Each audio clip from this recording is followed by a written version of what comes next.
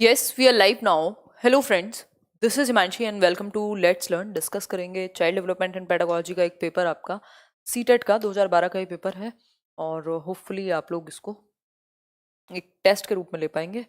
Start करेंगे। आज session जो है वो थोड़ा सा लेट भी है और मेरी तबीयत बहुत ज़्यादा ख़राब थी तो दिन में भी जैसे तैसे आज के सेशंस हुए हैं, एक दो सेशन ही हो पाए हैं, दिन वाला सेशन यहाँ तो हुआ ही नहीं है। तो खैर छुट्टी कर नहीं सकते हैं, छुट्टी का टाइम नहीं है, किसी भी तरीके से मैनेज हो और कुछ ना कुछ डिस्कस ज़रूर हो जाए। आज मैराथन भी अनाउंस करना था बट वो मैं कल कर दूंगी होपफुली, अगर सब कुछ ठीक रहा तो, है ना। चलिए फिर एक बार आप लोग ज्वाइन कीजिए। सभी को गुड इवनिंग, नमस्कार, राम राम, सत श्री अकाल, अस्सलाम वालेकुम, what ever you feel connected with. मैं एक बार देख लेती हूँ कि ये ठीक से चल रहा है तो हम स्टार्ट करेंगे। कुछ 30 क्वेश्चंस का सेट होगा, पढ़िए और ध्यान से आंसर कीजिए, ठीक है बात। देखिए फर्स्ट क्वेश्चन देखिए आपके सामने प्रस्तुत है, पहला ही सवाल।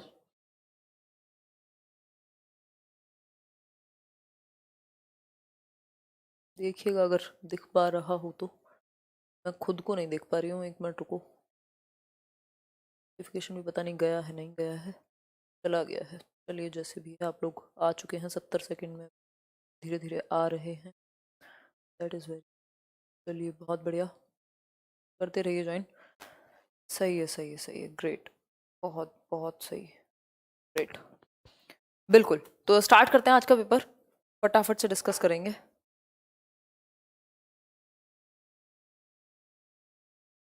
हाँ क्लास तो खत्म, आज छुट्टी करने का तो अवसर ही नहीं है और अगले 5-6 दिन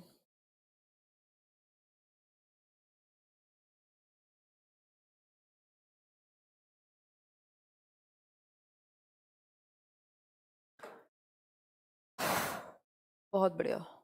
देखिए जैसे जैसे आप लोग आए क्लास में वैसे वैसे लाइक और शेयर करके एनर्जी बढ़ाते रहिएगा। पहला क्वेश्चन है, human development is divided into domains. Domains यानी कितने प्रकार हैं, पक्ष हैं किसके, मानव विकास के। मानव विकास के कितने पक्ष हैं, ये बात मैंने आपके साथ कई बार डिस्कस की है अलग अलग सेशंस में, होपफुली आपको याद है। PCSE, PCSE मतलब फिजिकल, कॉग्निटिव, सोशल और इमोशनल। ये हो गई एक बात, इतनी बात मेरे ख्याल में क्लियर हो गई होगी। क्लियर है सबको? ब्लर नहीं है, अपनी वो ठीक कीजिए, क्वालिटी यहाँ से क्लियर है, ठीक। तो अगर मैं बात करूँ तो साइकोलॉजिकल जैसा कुछ नहीं होता और स्पिरिचुअल जैसा कुछ नहीं होता, इमोशनल तो होता है, सोशल भी होता है, मतलब सी ही ठीक लग रहा है, फिर भी देख लेते हैं। इमोशनल होगा, कॉग्निटिव होगा, स्पिरिचुअल नहीं होगा, तो सिर्फ सी ही ऑप्शन सही है, यानी शारीरिक संज्ञानात्मक। शारीरिक मतलब जो आपके शरीर से, आपकी मोटर स्किल्स से संबंधित हो। अगर मैं बात करूं संज्ञानात्मक की, तो आपके इंटेलेक्चुअल, आपकी बुद्धि, आपके सोचने, आपके समझने, आपके तर्क करने की क्षमता। फिर है इमोशनल, इमोशनल हम कहते हैं हमारे संवेग, और सोसाइटी यानी सोशल डेवलपमेंट, समाज में रहने के अकॉर्डिंग हम बन पाए, ठीक। तो ये चारों आपस में इंटर रिलेटेड भी हैं और ये चलते भी ऐसे ही हैं, पहले शारीरिक, फिर संज्ञानात्मक, देन आपका सोशल एंड इमोशनल। तो सोशल एंड इमोशनल आपस में जुड़े हुए हैं, वैसे चारों ही आपस में जुड़े हुए होते हैं, शारीरिक, संज्ञानात्मक, संवेगात्मक और सामाजिक। अगर मैं बात करूं भाषा कहाँ आएगी, तो भाषा आपके संज्ञानात्मक पक्ष में आएगी, कॉग्निटिव, वो भी left hemisphere of your brain, ठीक है बात। फिजिकल से कौन कौन जुड़ा हुआ है, फिजिकल से आपकी मोटर डेवलपमेंट, गतिक कौशल जुड़े हुए हैं, जिसमें अगर मैं बात करूं आपका ग्रॉस मोटर स्किल्स यानी स्थूल गतिक कौशल, आपकी बड़ी मसल का जो कंट्रोल है, जैसे आपके हाथों की और पैरों की मसल्स, और इसमें फाइन मोटर स्किल्स यानी सूक्ष्म गतिक कौशल, जिसमें आपके पेन को पकड़ना, फिंगर्स से रिलेटेड मसल्स, आपकी ड्राइंग, पेंटिंग, ये सारी चीजें आ जाती हैं, ठीक। सोसाइटी सोशल डेवलपमेंट से जुड़ा हुआ है, इमोशनल डेवलपमेंट सोशल डेवलपमेंट से ही जुड़ा हुआ है, मॉरल डेवलपमेंट, ठीक हो गई बात। ये बात हमें क्लियर है, बिल्कुल कोई भी समस्या इस बात में नहीं होगी। क्वेश्चन नंबर सेकंड देखिए आप एक बार। क्वेश्चन नंबर 2 कहता है, विच of the following is a principle of development, यानी निम्नलिखित में से कौन सा विकास का सिद्धांत है। प्रिंसिपल्स हैं 10-12 कम से कम जो हम पढ़ते ही हैं, इनमें से कौन सा एक प्रिंसिपल है डेवलपमेंट का। फटाफट से आंसर कीजिए। देखो छुट्टी का तो मतलब ही नहीं है, चाहे कैसे भी हो, है ना। बेड पे भी बेड पे भी लेट के क्लास ली जा सकती है अगर तबीयत ज्यादा खराब हुई तो। बताओ एक बार, छुट्टी जैसा कुछ नहीं है, आंसर कीजिए, जल्दी से जवाब दीजिए। हाँ इवेंट भी नहीं लगाया, एकदम अचानक से ही सेशन हुआ है, बताओ इनमें से कौन सा एक प्रिंसिपल है डेवलपमेंट का। तो पहला है, it is a discontinuous process. Discontinuous नहीं, कॉन्टिन्यूअस प्रोसेस है क्या आपका विकास, सतत चलने वाली प्रक्रिया है। वूम्ब टू टूम्ब, गर्भ से कब्र तक, दूसरा ऑप्शन है all processes of development are not interconnected, आपस में जुड़े हुए नहीं है, ये तो गलत बात है, इंटर रिलेटेड है विकास के सारे ही पक्ष। जैसे कि अगर मैं बात करूं, शारीरिक, संज्ञानात्मक, सामाजिक और इमोशनल, ये सब आपस में जुड़े हुए हैं, इंटर रिलेटेड हैं। It does not proceed at the same pace for all, ये बात बिल्कुल सच है कि ये सबके लिए एक समान दर से नहीं चलता, विकास सबके लिए एक पेस पे नहीं चलेगा, इसका जो रेट है वो डिफरेंट होगा, स्टेजेस सेम होंगी बट रेट, जो दर है विकास की वो अलग हो सकती है अलग अलग व्यक्तियों में, इवन शरीर के अलग अलग भागों में भी अलग हो सकती है विकास की दर। अगर मैं बात करूं डेवलपमेंट इज ऑलवेज लीनियर, ये लीनियर ना होकर के स्पाइरल होता है, कोई स्ट्रेट लाइन नहीं है कि बस सीधे बढ़ता चला जाएगा, इतना इतना इतना ही बढ़ेगा, कभी ये आगे जाएगा कभी ये पीछे जाएगा, तो ये वर्तुलाकार होता है, स्पाइरल होता है, ना कि लीनियर। ठीक हो गई बात, कोई बात नहीं, नोटिफिकेशन नहीं आया तो भी चलेगा। ठीक, देखिए एक बार ये 3 देखिए, question number 3, individual attention is important in the teaching learning process because, यानी हम क्या करें, एक व्यक्तिगत जो अटेंशन है वो इंपॉर्टेंट है किसके लिए, टीचिंग लर्निंग प्रोसेस के लिए, सीखने और सिखाने के लिए जो इंडिविजुअल अटेंशन है, एक व्यक्ति को अटेंशन मिले, ये इंपॉर्टेंट है।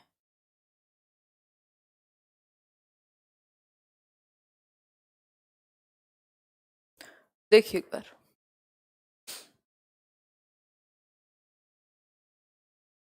एक मिनट रुको, मैं ये लिंक शेयर कर देती हूँ टेलीग्राम पे, क्योंकि आज नोटिफिकेशन गया नहीं होगा आप में से कई लोगों को।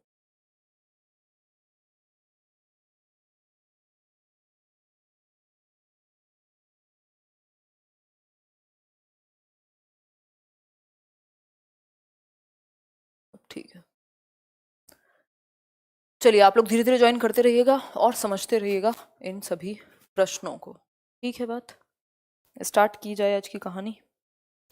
नेक्स्ट क्वेश्चन देख लीजिए, 1 मिनट में शेयर ही कर रही हूँ, ताकि क्योंकि जिन लोगों का मिस होता है उन्हें दुख होता है फिर बाद में, और जो लोग सीरियस होते हैं बट मेरी ही लापरवाही के कारण मिस हो जाता है, तो ठीक। क्वेश्चन देख लीजिए एक बार, क्वेश्चन देख लीजिए, इतने आप भी लाइक शेयर करो, मैं 1 मिनट इसको शेयर कर दूँ फिर कंटिन्यू करेंगे।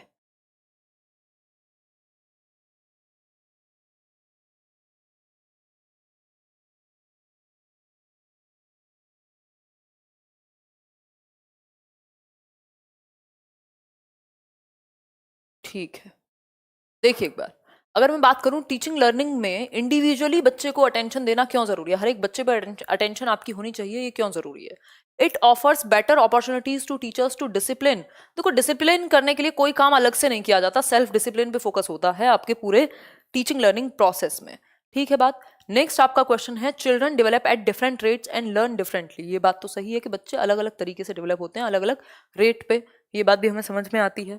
Learners always learn better in groups, सिर्फ ग्रुप्स में ही अच्छा सीखेंगे, ऑलवेज कहना गलत होगा, कई बार इंडिविजुअल अटेंशन की भी जरूरत होती है। Teacher training programmes desk prescribe it, ऐसा कुछ नहीं है, प्रेस्क्राइब तो बहुत कुछ किया जाता है, प्रेस्क्राइब भी करते हैं तो उसके पीछे भी तो रीजन होगा ना, रीजन क्या है उसके पीछे, उसके पीछे रीजन है children develop at different rates and learn differently, बच्चे अलग अलग रेट्स पे डेवलप होते हैं और वो सीखते भी अलग अलग है, इसीलिए इंडिविजुअल अटेंशन की व्यक्तिगत रूप से ध्यान देने की जरूरत हमें होती है। मैराथन परसों से शुरू होंगे 20 तारीख से, ऑलमोस्ट आपके 25 तक, जिसमें कल मैं पूरा अनाउंस करूंगी। ठीक है, क्लियर हो गई इतनी बात, आगे बढ़ जाए नेक्स्ट क्वेश्चन पे।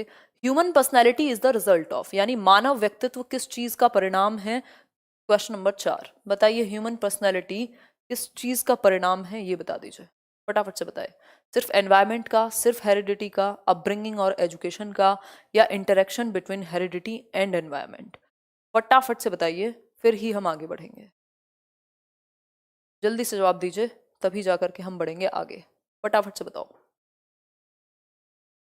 हम सिंपल कहेंगे interaction between heredity and environment, आनुवांशिकता और वातावरण, यही 2 चीजें हैं जो डेवलपमेंट को प्रभावित करती हैं, चाहे कोई भी चीज हो वो दोनों ही चीजें इसी के बीच में आ जाएंगी। एजुकेशन, अगर मैं बात करूं सिर्फ हेरिडिटी नहीं, सिर्फ एनवायरनमेंट नहीं, अपब्रिंगिंग और एजुकेशन एनवायरनमेंट का ही हिस्सा है, ये कोई अलग से नहीं है, तो सिर्फ एनवायरनमेंट नहीं हो सकता, यहाँ हेरिडिटी की बात ही नहीं हुई है। ठीक है बात, इतनी बात सभी को क्लियर होगी मेरे ख्याल में, आगे बढ़ेंगे क्वेश्चन नंबर 5 पर। देखिए एक बार क्वेश्चन नंबर 5, देख पा रहे होगे मेरे ख्याल में। देखो, क्वेश्चन नंबर 5 कहता है in the context of education socialization means, यानी एजुकेशन के कॉन्टेक्स्ट में सामाजिकरण का क्या मतलब है, ये पूछा गया है। सामाजिकरण एजुकेशन के कॉन्टेक्स्ट में अडेप्ट करना और एडजस्ट करना सोशल एनवायरनमेंट में, यानी सामाजिक जो वातावरण है उसमें अनुकूलन और समायोजन, या फिर ऑलवेज फॉलोइंग सोशल नॉर्म्स, सिर्फ सोशल नॉर्म्स को ही फॉलो करते रहना, या फिर creating one's own social norms, खुद के ही नॉर्म बना देना, खुद के नॉर्म थोड़े समाज के जो नॉर्म्स हैं उनको सिर्फ आंख बंद करके ऑलवेज फॉलो नहीं। अगर ऑलवेज फॉलो ही किया होता सबने तो फिर तो कुछ बदलता ही नहीं, कभी समाज में जो आपकी सती प्रथा थी वो खत्म नहीं होती, दास प्रथा थी वो खत्म नहीं होती, फिर तो कभी कुछ खत्म ही नहीं होता, है ना। रिस्पेक्टिंग एल्डर्स इन सोसाइटी, ये भी एक पार्ट है सोशलाइजेशन का, लेकिन सब कुछ यही नहीं है। तो हम कहेंगे adapting and adjusting to social environment, यानी सामाजिक वातावरण में अनुकूलन और समायोजन। जो समाज का एक सिस्टम है उसमें आप ढलते हैं, कुछ अच्छा अगर बदलने की जरूरत है तो बदलने पे फोकस करते हैं। ठीक हो गई बात। क्वेश्चन नंबर 6 की तरफ चलेंगे। क्वेश्चन नंबर 6 कहता है, देखिएगा एक बार क्वेश्चन नंबर 6 देखिए, हिंदी में इसमें कुछ दिक्कत है प्रिंटिंग में। Young learners should be encourage to interact with peers. Peers का मतलब है साथी समूह जो उनका है, जो उनकी उम्र के बच्चे हैं, चाहे वो क्लासमेट हों चाहे वो उनके पड़ोस के दोस्त हों, क्लासरूम में उनको मौका दिया जाना चाहिए इंटरेक्ट करने का। इसके पीछे वजह बताइए।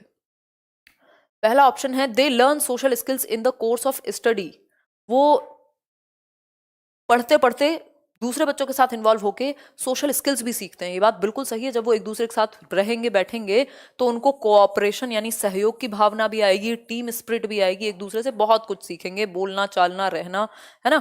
सिर्फ टीचर बेटर कंट्रोल कर पाएगा ये कोई उद्देश्य नहीं है, सिर्फ आंसर याद कर लेंगे, सिर्फ सिलेबस कवर हो जाएगा, ये सब बेकार की बातें हुई।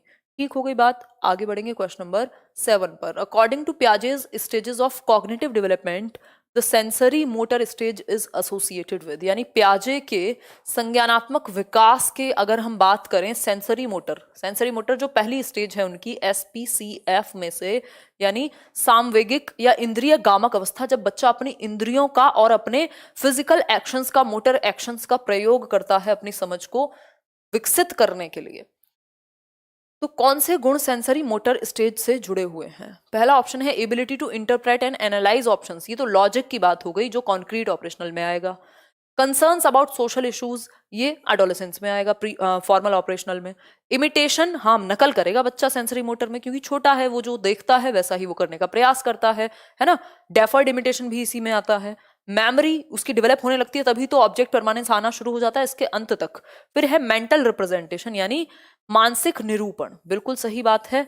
ये तीनों ही चीजें, मतलब मेंटली वो चीजों को रिप्रेजेंट करने लगता है, चीजों को देख के उसके दिमाग में एक मेंटल इमेज बनने लगती है, दैट इज मेंटल रिप्रेजेंटेशन, बिल्कुल सही बात है। Ability to solve problems in logical fashion, ऐसा कुछ नहीं है, लॉजिक आएगा। संक्रियात्मक, जो मूर्त संक्रियात्मक अवस्था है 7 से 11 की, जन्म से 2 वर्ष में किसी में आज तक लॉजिक नहीं देखा हमने, ठीक है। तो आंसर होगा इसका थर्ड ऑप्शन। आगे बढ़ेंगे क्वेश्चन नंबर 8 पर। According to Kohlberg a teacher can instil moral values in children by, भाई कोहलबर्ग के अनुसार जो उनकी नैतिक विकास का सिद्धांत है, according to Kohlberg a teacher can instil moral values, आप एक शिक्षक के रूप में नैतिक जो मूल्य हैं उनको कैसे भरेंगे बच्चे में, कैसे विकसित करेंगे, ये आप बताने का कष्ट कीजिए। बताइए फटाफट से। पहला ऑप्शन है involving them in discussions on moral issues, उनको डिस्कशन में इन्वॉल्व करें, मतलब बच्चा एक्टिव है ना। और कोहलबर्ग ने तो इंटरेक्शन किए ही थे, बच्चों के सामने डिलेमास, दुविधा रखी थी, उसके बाद डिस्कशन के बाद रिजल्ट निकल के आया। सही लग रही है बात, फिर भी बाकी के ऑप्शन चेक करेंगे। Giving strict instructions on how to behave, सिर्फ इंस्ट्रक्शन देने से यदि कोई सीख जाता तो सारे माँ बाप परेशान ना होते ज्यादातर कि हमारे बच्चे हमारी बात नहीं मानते। स्कूल, लॉज, पुलिस, सब अगर इंस्ट्रक्शन तो दिए ही हुए हैं सबने, लेकिन इंस्ट्रक्शन देने से सिर्फ बात बन जाए तो फिर दिक्कत ही क्या है। Giving importance to religious teachings, ऐसा नहीं है कि सिर्फ रिलीजियस टीचिंग्स को ही इंपॉर्टेंट दो या सिर्फ रूल्स दे दो, सबसे ज्यादा जरूरी है बच्चे खुद डिस्कशन करें मॉरल इश्यूज पे, नैतिक मुद्दों पर, कि क्या सही है, क्या झूठ बोलना सच में गलत है, क्या झूठ बोलना सही है, इन सब बातों पे डिस्कशन होना जरूरी है, तभी जाकर के नैतिकता बच्चे के अंदर विकसित होगी, ऐसा कहते हैं कोहलबर्ग। क्वेश्चन नंबर 9 देखिए। Which of the following is a feature of progressive education? Learning by doing, progressive education, child-centered education, जिसकी बात जॉन डुई करते हैं, जिनको हम जॉन डीवी भी कह देते हैं हिंदी में, ठीक है। अब इस केस में हमें बता दीजिए, एक फीचर बता दीजिए प्रोग्रेसिव एजुकेशन का। प्रोग्रेसिव एजुकेशन का एक फीचर बता दीजिए फटाफट से। Frequent tests and examinations, flexible time table and seating arrangement, instruction based solely on prescribe text books, या फिर emphasis on scoring good marks. सिर्फ अच्छे मार्क्स पे या सिर्फ टेक्स्ट बुक पे बेस्ड होना कभी भी अच्छी बात नहीं है। इवन टाइम टेबल फ्लेक्सिबल हो तो ठीक है, अगर ये स्ट्रिक्ट होता तो दिक्कत थी। सिर्फ टेस्ट लेना भी ठीक नहीं है। तो flexible time table and seating arrangement, ऐसा टाइम टेबल हो जहां बच्चों को मौका मिले एक्सप्लोर करने का। आज ये खेल रहे हैं, कल दूसरा पीरियड है, बच्चों को फ्लेक्सिबिलिटी है कि कोई एक्सपेरिमेंट है तो ऐसा नहीं बिल्कुल फिक्स्ड है कि बिल्कुल वो रोबोट की तरह चल रहे हैं कि पहले पीरियड में ये वाली किताब खुल गई, दूसरे में ये खुल गई, है ना। लाइक शेयर करो भाई, आज तो बिना एनर्जी के पढ़ा रही हूँ मैं बिल्कुल। देखो क्वेश्चन नंबर 10 देखो। A teacher makes use of a variety of tasks to cater to the different learning styles of her learners. She is influenced by, मतलब different learning styles का ध्यान रखते हुए teacher different variety of tasks कराती हैं, multiple ways अपनाती हैं सिखाने के लिए। वो किस चीज से प्रभावित हैं ये पूछा है। किस चीज से प्रभावित हैं टीचर ये पूछा है। पहला है वाइगोस्कीज सोशियो कल्चरल थियोरी, या फिर पियाजेस कॉग्निटिव डेवलपमेंट थियोरी, या कोहलबर्ग्स मॉरल डेवलपमेंट थियोरी, या गार्डनर्स मल्टीपल इंटेलिजेंस थियोरी। बताइए एक बार भाई। गार्डनर के बहुबुद्धि सिद्धांत को फॉलो कर रही है ये जो थियोरी है। गार्डनर के बहुबुद्धि सिद्धांत को फॉलो कर रही है ये थियोरी, यानी हम कह सकते हैं कि मल्टीपल वेज होते हैं सीखने के और सिखाने के। इस बात में विश्वास रखते हैं टीचर, तो इसलिए बच्चे को सिर्फ एक तरीके से नहीं सिखाया जाता। इस बात में टीचर ने विश्वास रखा है, तभी वो तरीके अलग अलग अपना रहे हैं। ठीक। क्वेश्चन नंबर 11 देखिए। Vygotsky emphasized the significance of the role played by which of the following factors in the learning of children, यानी वाइगोस्की ने किस चीज पे जोर दिया है, किस चीज के महत्व पे जोर दिया है बच्चे के सीखने में, लर्निंग में। फिजिकल, सोशल, हेरिडेटरी, या मॉरल। आंसर कीजिए। सोशल, क्योंकि सोसाइटी, कल्चर और लैंग्वेज, इन तीन चीजों को वाइगोस्की ने भरपूर महत्व दिया है। शारीरिक हेरिडिटी को बिल्कुल नहीं। मॉरल ये सब बाद में आते हैं, पहले समाज और कल्चर से जुड़ा हुआ मॉरल है तो, लेकिन अलग से उन्होंने इसकी बात नहीं की। तो सोसाइटी, कल्चर और लैंग्वेज, इन तीनों में से जहां हमें कुछ दिखेगा हम कहेंगे ठीक है। A school gives preference to girls while preparing students for a state level solo song competition. This reflects, यानी एक स्कूल है जो गर्ल्स को प्रेफरेंस देता है कि सोलो सॉन्ग का एक कंपटीशन है, कहीं जाकर के गाना गाना है स्कूल में किसी कंपटीशन में, तो लड़कियों को ही ज्यादा महत्व दिया गया क्योंकि लड़कियां ही अच्छा गाना बजा लेंगी, ऐसा स्कूल मानता है। तो ये जो मानता है स्कूल, ये कैसा व्यवहार दर्शाया गया है। प्रोग्रेसिव थिंकिंग तो नहीं है ये, फिर तो लड़कों को भी बराबरी का अधिकार है गाना गाने का, है ना। जेंडर बायसनेस यानी पक्षपात, किसी भी एक तरफ झुका हुआ है स्कूल, ये बात बिल्कुल सही है। स्टीरियोटाइपिंग है ये कहना बहुत ज्यादा अच्छा नहीं होगा, या कह भी सकते थे बट दोनों ऑप्शन आपको देगा नहीं। ठीक। ग्लोबल ट्रेंड्स, दुनिया में ऐसा ट्रेंड है ये तो कहना गलत है। प्रैग्मेटिक होता है प्रयोजनवाद, जिस तरीके से काम निकले प्रैक्टिकल अप्रोच अपना के निकाल दो, वो भी नहीं है ये तो। ये है सीधा सीधा जेंडर बायसनेस, यानी लैंगिक पूर्वाग्रह है। इसको स्टीरियोटाइपिंग कह सकते हो आप कि हमेशा से ऐसा चला आ रहा है, या बायस कह सकते हो। बायस का मतलब होता है किसी भी एक पक्ष में झुका हुआ होना। स्टीरियोटाइप का मतलब है जो हमेशा से चला आ रहा हो। तो स्टीरियोटाइप में बायसनेस ऑलरेडी ही इंक्लूडेड है। ठीक। तो शब्द बदल सकते हैं, बात वही रहेगी, जज्बात वही रहेंगे। ठीक है। क्वेश्चन नंबर 13 देखिए। Learners display individual differences so a teacher should. ये हमें पता है कि बच्चों के अंदर व्यक्तिगत विभिन्नताएं पाई जाती हैं, तो एक शिक्षक को क्या करना चाहिए ये बता दीजिए फटाफट से। एक शिक्षक को क्या करना चाहिए ये बता दीजिए फटाफट से।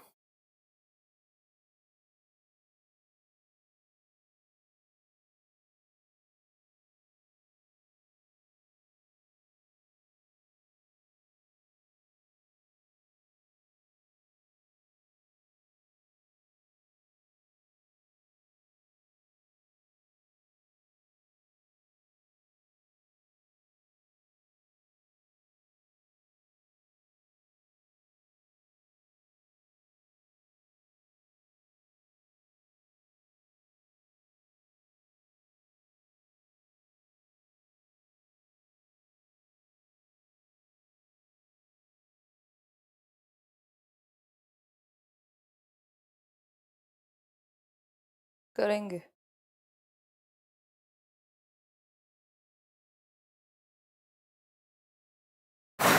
देखिए, learners display individual differences so a teacher should, वही व्यक्तिगत विभिन्नताएं हैं बच्चों में, इसलिए टीचर को क्या करना चाहिए। सिर्फ नंबर ऑफ टेस्ट, देखो यूनिफॉर्म तरीका इंडिविजुअल डिफरेंसेस के लिए कभी काम नहीं आता। यूनिफॉर्म का मतलब है सबको एक डंडे से हाँक दो, जो कि गलत है। फिर है provide a variety of learning experiences. ये बात कहना सही है, क्योंकि अगर बच्चों को आपको पता है कि उनमें क्या है, इंडिविजुअल डिफरेंसेस हैं, व्यक्तिगत विभिन्नताएं हैं, तो आपको विविध अनुभव उनको उपलब्ध कराने चाहिए, अलग अलग तरीकों से उनको पढ़ाना चाहिए। ठीक है बात। एनफोर्स स्ट्रिक्ट डिसिप्लिन, डिसिप्लिन से कुछ नहीं होने वाला, सेल्फ डिसिप्लिन पे फोकस होना चाहिए। क्वेश्चन नंबर 14 देखिए, school based assessment is primarily based on the principle that. SBA CCE जो है आपका कॉन्टिन्यूस एंड कॉम्प्रिहेंसिव इवेल्युएशन, उसके तहत SBA के स्कूल के ही टीचर्स बच्चे को जांचें, इस बात पे फोकस किया गया था। अब इसमें कौन सी एक बात सही है इसके विषय में, schools are more efficient than external bodies of examination, के जो बाहर के बोर्ड एग्जामिनर्स हैं उनसे बेहतर है स्कूल। ये किस बेसिस पे हम कहेंगे, ये तो नहीं कहा जा सकता है ना। वहां भी टीचर्स हैं, यहाँ भी टीचर्स हैं, बेहतर और बुरे की बात नहीं कर सकते हम, बल्कि हो सकता है वहां पे विशेषज्ञ हों, बाहर की बॉडीज से जो आ रहे हों। Assessment should be very economical. Economical का बच्चे के भले से क्या संबंध है, ये तो सिस्टम को देखना है ना कि क्या इकोनॉमिकल है क्या नहीं है। फिर है teachers know their learners capabilities better than external examiners. ये बात सही है, क्योंकि बच्चा स्कूल में जिस क्लास में वो पढ़ता है, उसका जो क्लास टीचर है, जो टीचर साल भर उसको पढ़ाता है, उसको पता है कि बच्चा जनरली कैसे सीखता है, इसके अंदर क्या क्षमताएं हैं, क्या विशेषताएं हैं, क्या इसकी कमजोरियां हैं, वो उस टीचर को ज्यादा पता होती हैं जो साल भर उसको पढ़ाए, बजाय कि जो एक दिन प्रैक्टिकल लेने आ गया एक्सटर्नल एग्जामिनर की बजाय। तो ये बात हम कह सकते हैं। Students should at all cost get high grades. ये कुछ नहीं है कि सिर्फ अच्छे नंबर मिले इसलिए होम बोर्ड करा दो आप। CDP है ये, चाइल्ड डेवलपमेंट इन पेडागोजी। देखिए एक बार क्वेश्चन नंबर 15 देखिए, विच of the following is an objective question. Objective यानी वस्तुनिष्ठ, जिसमें यस और नो, ट्रू और फॉल्स, सही तो सही, गलत तो गलत। बताइए कौन सी एक बात सही होगी। लाइक शेयर क्यों नहीं कर रहे हो आज, कहाँ एनर्जी की कमी है आप लोगों में, लगभग 9,000 लोग जुड़े हुए हैं। विपुल राठौर बताइए एक बार, ये 2-3 हजार लोग कहाँ गए हैं जिनसे लाइक नहीं हो रहा आज, बताओ एक बार।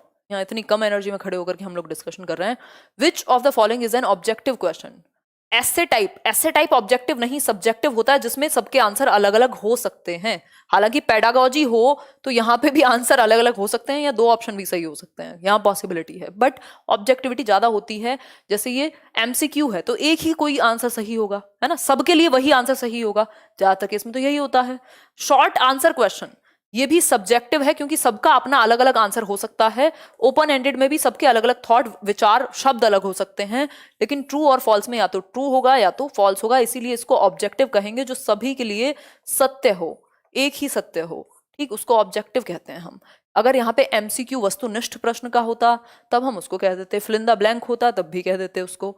इंक्लूसिव एजुकेशन की यदि मैं बात करूं तो ये क्लोज्ड एंडेड टाइप क्वेश्चन भी कहा जाता है ऐसे ऑब्जेक्टिव क्वेश्चंस को।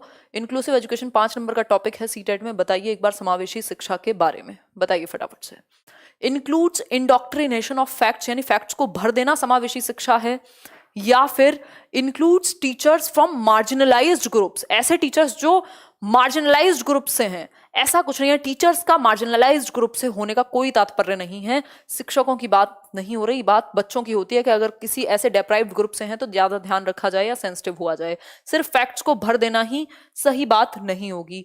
तीसरा ऑप्शन है elaborates diversity in the classroom. ये बात भी, celebrates diversity in the classroom यानी विविधता में एकता को सेलिब्रेट करता है इंक्लूसिव एजुकेशन। बिल्कुल सही बात है, सभी के लिए एजुकेशन है, चाहे कोई भी किसी भी एक पक्ष से समाज के आए।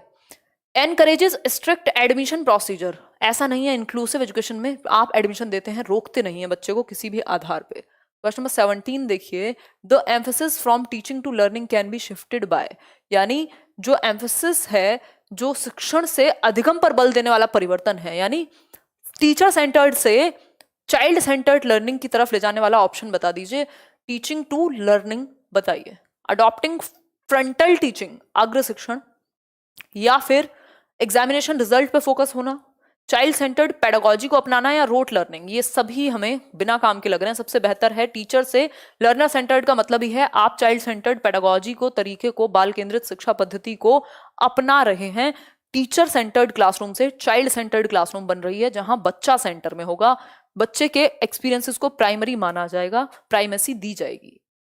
क्वेश्चन नंबर 18 देखिए, when a child with a disability first comes to school the teacher should, जब एक निर्योग्य बच्चा या जिसको कोई भी अधिगम अक्षमता है वो स्कूल में आता है तो टीचर को क्या करना चाहिए, ये पूछा है हमसे। फटाफट से बताओ, तभी जाकर के हम बढ़ेंगे आगे। पेरेंट्स को बुला करके या पेरेंट्स के साथ डिस्कस करके कोलैबोरेटिव प्लान, कोलैबोरेटिव का मतलब है कोलैब करके, एक साथ मिल करके एक ऐसा प्लान बनाया जाए जो बच्चे के लिए ज्यादा हेल्पफुल हो। ये बात तो सही लग रही है।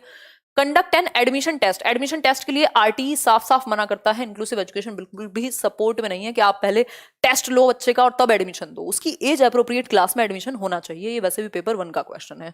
Refer the child to a special school according to the disability, बिल्कुल भी नहीं। इंक्लूसिव एजुकेशन का मतलब ही है कि एक ही स्कूल में पढ़ाओ, रेगुलर स्कूल में पढ़ाओ बजाय कि स्पेशल स्कूल के। सेक्लूड हिम फ्रॉम अदर स्टूडेंट्स, अलग थलग कर दो आप बाकी विद्यार्थियों से उसको, ये कहना भी गलत होगा। ठीक है बात, इतनी बात क्लियर हो गई या नहीं? देखिए, when a child fails it means, जब बच्चा फेल होता है तो इसका क्या तात्पर्य है? When a child fails it means, बताइए, जब बच्चा फेल होता है तो इसका क्या तात्पर्य है?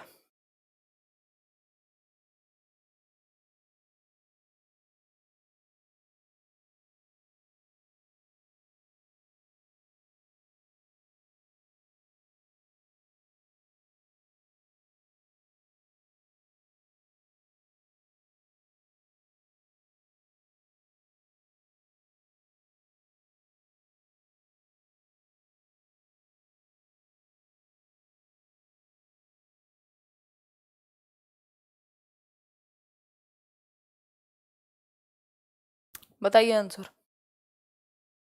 अगर बच्चा फेल हुआ है तो इसका मतलब है सिस्टम फेल हुआ है। बात तो सही है, बच्चे में कभी कमी नहीं होती, ये हम नहीं मानते कि वो फिट ही नहीं है स्टडीज के लिए। The child has not memorised, रटना कभी भी उद्देश्य नहीं होता, प्राइवेट ट्यूशन ले लेने चाहिए थे, ये सब पुरानी बातें हो गई। जो बात है वो ये है कि यदि बच्चा फेल होता है तो सिस्टम फेल हुआ है, कि सिस्टम उसका इंटरेस्ट क्रिएट नहीं कर पाया, उसको उसकी नीड के अकॉर्डिंग नहीं पढ़ा पाया, उसको समझ नहीं पाया सिस्टम। इसीलिए चाइल्ड सेंटर्ड पेडागोजी को हम अपना रहे हैं। द 20th क्वेश्चन देखिए, the most effective method to teach the concept of germination of seeds is, सबसे बेहतर तरीका बीजों के अंकुरण टॉपिक को पढ़ाने का, कि बीजों का अंकुरण कैसे होता है, यानी अगर मैं बात करूं तो जर्मिनेशन ऑफ सीड्स कैसे होता है ये देखने के लिए, पढ़ाने के लिए सबसे बेहतर तरीका बता दीजिए। पहला ऑप्शन है to show pictures of seed growth, यानी बीज की वृद्धि के चित्र दिखाना, या फिर बताइए नेक्स्ट, नेक्स्ट बताइए फटाफट से। मोहम्मद शरीक क्या कह रहे हैं बताइए। देखिए, धन्यवाद, बताइए। डिटेल्ड एक्सप्लेनेशन देना, देखो सबसे बेहतर तरीका है, पिक्चर से भी अच्छा है जहां बच्चा एक्टिव हो। सबसे ज्यादा बच्चा कहां एक्टिव होगा? जब वो खुद प्लांट करेगा, खुद ही बो के देखेगा बीजों को और देखेगा, उन्हें ऑब्जर्व करेगा कि जब वो बड़े होते हैं तो कैसे होते हैं। ठीक है, आज ईवीएस की क्लास नहीं हुई, कल मैं पूरा ईवीएस कंप्लीट करा दूंगी एक बड़ी सी क्लास लगा के, क्योंकि परसों से हम मैराथन शुरू कर देंगे। ठीक है, to draw pictures on the black board and give descriptions, ये कहना गलत है कि सिर्फ डिस्क्रिप्शन दोगे। सबसे ज्यादा बच्चा एक्टिव है जब वो खुद करेगा, स्वयं करेगा इस चीज को, तो लर्निंग बाय डूइंग होगी, जो कि सबसे ज्यादा जरूरी है, करके सीखना। लर्निंग बाय डूइंग होगी, करके सीखना। बच्चा जहां सबसे ज्यादा एक्टिव है और बच्चे का नुकसान नहीं है उस एक्टिविटी से, तो वही हमारा आंसर है। सिंपल, एक्सप्लेनेशन से, डिस्क्रिप्शन से सबसे बेहतर है कि बच्चा खुद करके देखे, खुद बीज बो करके देखे। ठीक है, क्वेश्चन नंबर 21, और ऑब्जर्व करें उनको कि वो कैसे बड़े होते हैं, तो वो सेंसिटिव फील करेगा हमेशा प्लांट्स के प्रति, नेचर के प्रति।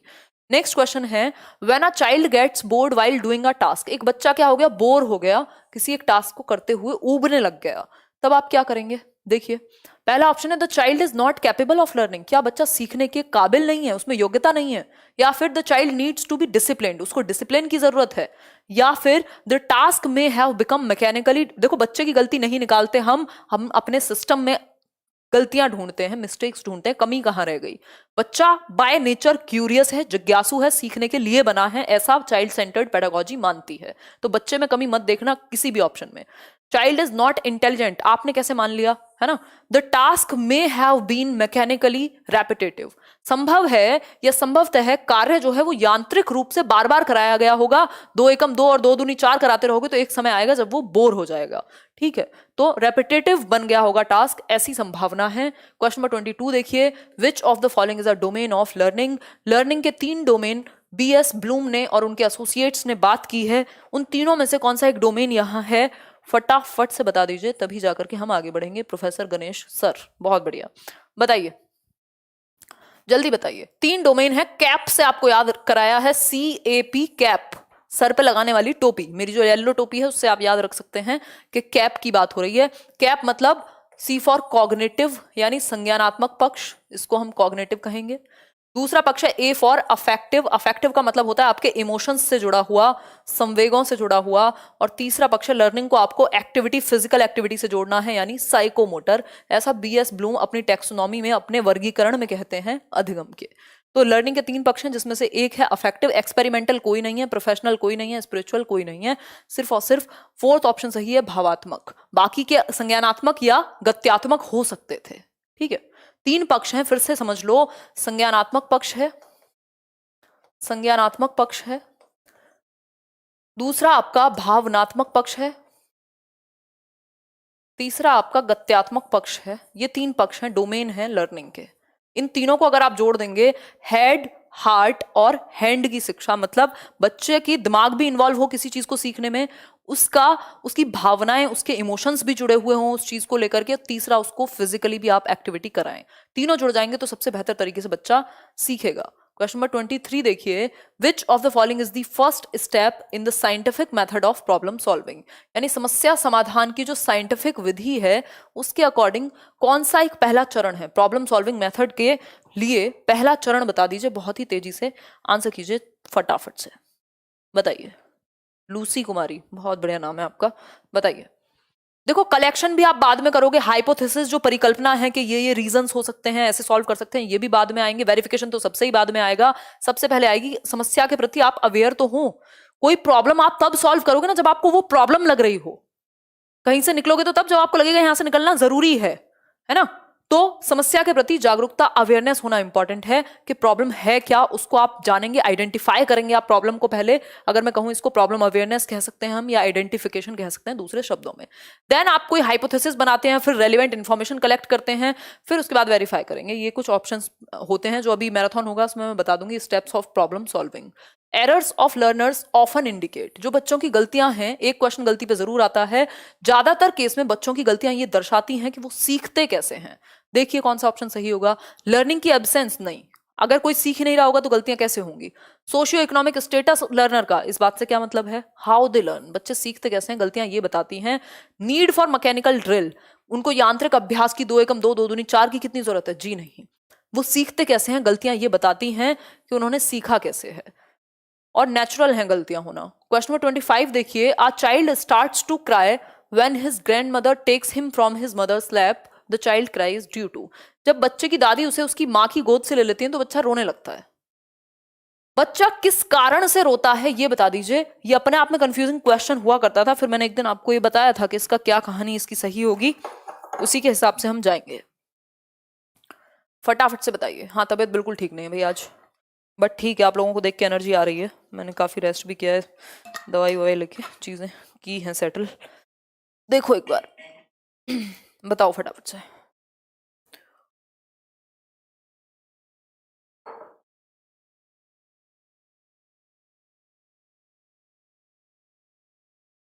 गॉड, 25 का डी यानी इमोशनल एंजाइटी। देखो इसका जो ऑफिशियल आंसर है वो इमोशनली है, वैसे जो रियल आंसर हो सकता था दैट इज सेपरेशन एंजाइटी। क्योंकि बच्चा माँ को और खुद को, क्योंकि कितने महीने का बच्चा है अभी पता ही नहीं हमें कितने महीने का है, जनरली जो होता है 3 महीने तक या एक छोटी एज तक बच्चा खुद को और माँ से अलग नहीं समझता, तो वो जो सेपरेशन है उसी की वजह से यहाँ पे एंजाइटी क्रिएट होती है। अगर किसी ने बहुत पुरानी वीडियो देखी होगी तो उसको पता होगा ये, ठीक। लेकिन जो सीटेट का आंसर है वो इमोशनल एंजाइटी और गलत नहीं है। यही खेल है पेडागोजी का, जिनको समझ में नहीं आता कि 1 नंबर लेना है तो हमें इमोशनल एंजाइटी लगाना होगा, ठीक। अगर सीटेट के अलावा कोई और एग्जाम होगा तो हम सेपरेशन लगा सकते हैं। क्वेश्चन नंबर 26 देखिए, a teacher uses a text and some pictures of fruits and vegetables and holds a discussion with her students, है ना। जो लोग ये फेसबुक पे आजकल स्क्रीनशॉट शेयर कर रहे हैं, मुझे किसी ने बताया, मतलब किसी ने क्या, आज आप ही लोग बता रहे थे स्पेशल क्लास पे, हर एक वीडियो मैंने बोला होगा कि पहले ये डिस्कशन हुआ था, उसके बेसिस पे ये डिस्कशन हुआ है ना। अपने आप से अज्यूम मत कर लिया करो सही और गलत को। देखो एक बार, a teacher uses a text and some pictures of fruits and vegetables and holds a discussion with her students. कुछ पिक्चर्स ली हैं फ्रूट्स और वेजिटेबल्स की एक टीचर ने, और फिर बच्चों का है इस पे डिस्कशन करो। मान लो ये फ्रूट्स हैं, ये फ्रूट्स की पिक्चर है, और ये वेजिटेबल की पिक्चर्स हैं, बताइए। The students link the details with her previous knowledge, जो पूर्व ज्ञान है बच्चे का उससे लिंक करते हैं बच्चे अपने नए कॉन्सेप्ट को न्यूट्रिशन के साथ, जो उनकी प्रीवियस नॉलेज है उससे नए ज्ञान को जोड़ते हैं। ऑपरेंट कंडीशनिंग नहीं, कंस्ट्रक्शन ऑफ नॉलेज कहते हैं इसको, रचनावाद कहते हैं हम। क्लासिकल कंडीशनिंग, रीइंफोर्समेंट थियोरी, ये सब बिहेवियरिज्म है। बच्चे ज्ञान का निर्माण कर रहे हैं सक्रिय होकर के, एक्टिव होकर के, ग्रुप लर्निंग कर रहे हैं, एक्सप्लोर कर रहे हैं। ये वर्ड सीधे सीधे कंस्ट्रक्टिविज्म यानी रचनावाद, जिसको प्याजे, वाइगोस्की, जेरोम ब्रूनर बिलोंग करते हैं, उसी के बारे में है। इतनी बात क्लियर है, हमें कोई समस्या इस बात को समझने में नहीं है। आप लोग इतनी रात को अचानक से आए, बहुत अच्छा लगा। क्वेश्चन नंबर 27 देखिए। क्वेश्चन नंबर 27 देखिए। Critical pedagogy formally believes that, critical pedagogy यानी विवेचनात्मक शिक्षा शास्त्र, विवेचनात्मक शिक्षा शास्त्र बच्चे के भले पे फोकस करेगा, ये बात आपको याद रखनी है। मोइन शेख, अच्छा। क्रिटिकल पेडागोजी फर्मली किस चीज में विश्वास रखेगी? पेडागोजी का मतलब यह बच्चे को वो समझे, लीड करे, ठीक। तो हम कह सकते हैं बच्चे के एक्सपीरियंसेस को और उसके परसेप्शंस को सबसे ऊपर रखेगी क्रिटिकल पेडागोजी, क्योंकि बाकी एस्पेक्ट्स को बुरा मानते हैं जहां पे टीचर सेंटर्ड अप्रोच को माना जाए। ऐसा नहीं है सिर्फ क्लास इंस्ट्रक्शन पे ही फोकस करेगी कि टीचर लीड करे, बच्चा लीड करे क्लासरूम को, इस बात पे फोकस रहेगा। The learners need not reason independently, बिल्कुल इंडिपेंडेंटली जरूरत है, नीड नॉट की बात नहीं आनी चाहिए थी। What children learn out of school is irrelevant, ये बिल्कुल बकवास बात है कि बच्चे जो भी सीखते हैं स्कूल से वो इररेलेवेंट है, गलत है ऐसा कहना, ठीक है बात। आगे बढ़ेंगे नेक्स्ट क्वेश्चन पे। क्वेश्चन नंबर 28 देखिए। A teacher after preparing a question paper checks whether the questions test specific testing objectives. He is concerned primarily about the question papers. What? बताइए एक बार, फटाफट से बताइए, तभी जाकर के हम बढ़ेंगे आगे। जल्दी से आंसर कीजिए।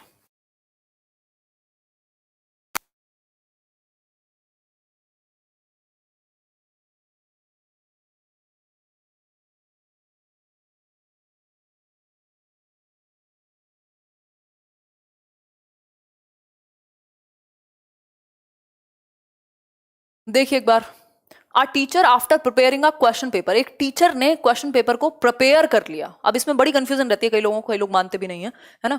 प्रिपेयर कर लिया, एक प्रिपेयर कर लिया क्वेश्चन पेपर को, बना लिया। अब वो क्या टेस्ट कर रही है? चेक कर रही हैं या कर रहे हैं the questions test specific testing objectives, जो उद्देश्य बनाए गए थे इस पेपर को लेने के, क्या ये उनको पूरा कर रहे हैं क्वेश्चंस या नहीं, बताइए। तो he is concerned primarily about the question papers. What? Question paper के किस चीज को वो जानने की कोशिश कर रही हैं, ये बताइए। इसका आंसर ऑब्जेक्टिविटी है, सॉरी ऑब्जेक्टिविटी बोल रही हूं, वैलिडिटी है, कि ये जो पेपर है ये उद्देश्यों की पूर्ति करता भी है कि नहीं, ये वैलिड है भी उस काम के लिए जिसके लिए इसको बनाया गया है या नहीं।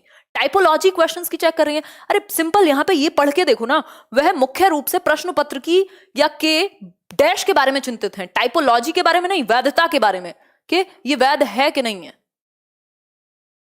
जिस उद्देश्य के लिए बनाया गया है उसको फुलफिल करेगा कि नहीं। क्वेश्चन नंबर 29 देखिए। विच of the following is a teacher related factor affecting learning, यानी कौन सा शिक्षक से संबंधित अधिगम को प्रभावित करने वाला कारक है, मतलब लर्निंग अफेक्ट होगी टीचर की वजह से, कौन सा एक कारण है जो टीचर रिलेटेड फैक्टर है, टीचर से संबंधित है, लर्नर से नहीं, टीचर रिलेटेड। बताइए एक बार, फटाफट से आंसर कीजिए, तभी जाकर के आगे बढ़ेंगे। एक आध कमेंट मुझे लेने दो, मजा नहीं आता जब तक आप लोगों के कमेंट ना लूं। प्रियंका कह रही है मैम मेरी पूरी फैमिली आपकी वीडियोस देखती है, इवन पापा मम्मी भी। बहुत बढ़िया प्रियंका, नमस्कार कहिएगा अंकल आंटी को और आप सभी को भी। बताइए विच of the following is a teacher related. Meetup में मिलेंगे, सब ठीक रहा, ये कोरोना जाए तो, अंकल से भी आपके घर वालों से भी। बताइए विच of the following is a teacher related factor affecting learning, अधिगम को प्रभावित करने वाला टीचर रिलेटेड फैक्टर। यार ये कैसे बोल रहे हो? Availability of teaching learning resources, ये टीचर की जिम्मेदारी थोड़ी है, इसमें तो सिस्टम भी इन्वॉल्व है कि वो टीचिंग लर्निंग रिसोर्सेज अवेलेबल करा पाएगा कि नहीं करा पाएगा। ये टीचर रिलेटेड फैक्टर नहीं है। सीटिंग अरेंजमेंट ये टीचर रिलेटेड फैक्टर नहीं है ना भाई। कई जगह पे अवेलेबल ही नहीं है रिसोर्सेज, इसमें टीचर क्या करे? वो तो बेचारा पढ़ाने आया है ना, वो अपने घर से ले आए, कितना लाएगा, और अगर ले भी आए तो। Mastery over the subject matter, यानी कि विषय वस्तु में प्रवीणता, this is important, this is important कि मास्टरी हो, प्रवीण हो टीचर अपने सब्जेक्ट में, ये उससे रिलेटेड। अगर मास्टरी नहीं होगी तो बच्चे प्रभावित होंगे, ठीक है बात। नेचर ऑफ द कंटेंट और लर्निंग एक्सपीरियंस, ये कंटेंट का नेचर टीचर कैसे डिसाइड करेगा? मतलब कंटेंट यहाँ पे मतलब है जो किताबें बन रही हैं या जो टॉपिक है, उस टॉपिक को अपने आप से थोड़ी बनाएंगे। मैं प्याजे अगर डिस्कस करूंगी आपके साथ, मैंने थोड़ी प्याजे की थ्योरी बनाई है, वो कंटेंट तो वैसा ही है, बट मैं उसको समझ कितने अच्छे से पाई हूं ये मैटर करेगा। आगे बढ़ेंगे क्वेश्चन नंबर 30 पर। A teacher never gives answers two questions herself. भाई जो टीचर है वो डायरेक्टली आंसर नहीं देती स्वयं से किसी एक क्वेश्चन का। क्या करती है रेदर वो? She encourages her students to suggest answers, have group discussions and adopt collaborative learning. वो एनकरेज करती हैं, बच्चे को प्रोत्साहित करती हैं कि ग्रुप डिस्कशन करो, आपस में सॉल्यूशन ढूंढो इस समस्या का, और एक साथ एक दूसरे को क्या करो, सहयोग करके सीखो। This approach is based on the principle of, ये अप्रोच जो है कि डायरेक्ट खुद से आंसर नहीं बताना बच्चे बल्कि बच्चों को मौका देना कि वो आंसर तक पहुंच पाए। ये कौन सी अप्रोच फॉलो हो रही है ये बता दीजिए फटाफट से। ईवीएस पेपर के लिए डर लग रहा है 2018 की तरह पेपर ना आए। देखो अगर 2018 की तरह पेपर आ गया, वर्स्ट केस सिनेरियो मान लो, जीवन में कोई दिक्कत नहीं है ना, वर्स्ट केस के लिए भी तैयार रहना है और बेस्ट एक्सपेक्ट करना है, खुद से ये नहीं सोच के जाना ऐसा ही आएगा, ठीक है। अगर आ भी गया तब भी 20 नंबर आपके कहीं नहीं गए, 15 नंबर पेडागोजी के एज इट इज उठा के लाओगे पेपर से, अगर मैं मान रही हूँ एनसीईआरटी का एक क्वेश्चन आए तब भी। और 5 नंबर का तो इतनी बुद्धि आप में बचपन से आज तक होगी कि आप उसमें तुक्के भी मार दोगे तब भी 5 आ जाएंगे, बाकी के 15 में से 20 नंबर तो ये आ गए। गलत ही क्यों सोचते हो हमेशा? देखो एक बार, और दुश्मनी नहीं है एनसीईआरटी की आपसे, एक ही बार आया है ऐसा पेपर, बताओ एक बार कौन सा प्रिंसिपल है? रेडीनेस टू लर्न नहीं, एक्टिव पार्टिसिपेशन हाँ सही है, proper organisation of instructional material की तो कोई बात ही नहीं है, setting a good example and being a role model ना ना, एक्टिव पार्टिसिपेशन, बच्चे एक्टिवली पार्टिसिपेट कर पाए, सक्रिय भागीदारिता हो बच्चों की, प्रॉपर वो भी इन्वॉल्व होकर के सीखें, सिर्फ डिपेंडेंट ना हो आंसर्स के लिए, खुद भी कुछ एक्सप्लोर कर पाए, ठीक है। तो ये एक सेट था, आज बिल्कुल हिम्मत थी नहीं, बट आप लोगों का सच में एक बहुत बड़ा सपोर्ट कह लीजिए, और मुझे खुद चिंता हो जाती है आपके पेपर के टाइम पे। कल मैं अनाउंस कर दूंगी होपफुली, ध्यान रख रही हूँ मैं थोड़ा तबीयत का। अगले 6 दिन बहुत महत्वपूर्ण होने वाले हैं। पूरे एक साल जो मैंने डिस्कस किया है आपके साथ, जो आपने पढ़ा है, किसी टीचर से पढ़ा हो, किसी बुक से पढ़ा हो, वो सब साइड रख के सिर्फ 6 दिन के लिए अगर आप जुड़ रहे हैं तो आपको पता लग जाएगा निचोड़ क्या होता है 6 दिन का, या सीटेट का जो पूरा एक मतलब पूरा एक अच्छा रिवीजन जो भी इंपॉर्टेंट हो सकता है मेरी तरफ से बेस्ट रहेगा, ठीक है। 100 क्वेश्चन एक दिन अब मैं कल ही बताऊंगी, है ना। चलो फिर बाय, गुड नाइट, ध्यान रखिए आप अपना, और लाइक शेयर सब्सक्राइब आप कर दीजिएगा अगर आपको सेशन पसंद आया हो तो। आज के लिए इतना ही, थैंक यू सो मच।